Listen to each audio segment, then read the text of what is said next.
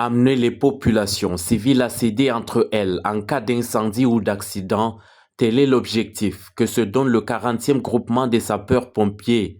Du 7 au 10 juin dernier, il a organisé au centre de secours de Maroua-Djarengol une formation en sécurisme et sécurité incendie à l'endroit des professionnels des médias de l'extrême nord. Ces derniers ont été édifiés sur les principes du sécurisme et les conduites à tenir face à une victime d'accident ou de malaise. On a appris beaucoup de choses et des choses bénéfiques, si je peux le dire ainsi, puisqu'on nous a appris comment secourir les personnes en danger, par exemple les personnes qui ont fait l'accident ou bien comment secourir les personnes en cas d'incendie. Et je peux dire qu'arrivé au terme de cette formation, de cet apprentissage, je ne peux pas dire que je suis totalement prête, mais je pense que je suis quand même capable, si je sors d'ici et que je rencontre un cas d'accident ou un cas d'incendie, que je peux quand même, ne serait-ce que faire les premiers gestes.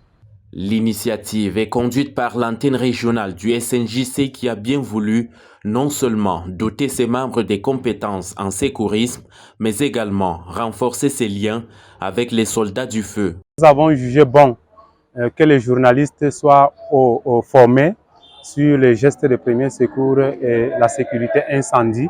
Et je crois que cette formation est très importante pour nous pour apporter notre contribution aux victimes, que ce soit dans nos familles, dans la communauté ou alors dans le cadre de nos fonctions sur le terrain. Sous la coordination du lieutenant-colonel Djaouyang Djoroué Patrick, commandant le 40e groupement des sapeurs-pompiers, cette formation va permettre aux journalistes de mieux vulgariser les activités des sapeurs-pompiers auprès de leur public. Cette formation vise à inculquer, excusez-moi le terme, inculquer aux hommes et aux femmes des médias les conduites à tenir face à un début d'incendie et face à une victime présentant des malaises, des détresses, des signes de détresse. Aussi, nous leur avons inculqué des consignes à respecter afin d'éviter l'éclosion d'un feu dans leur bureau ou dans leur domicile.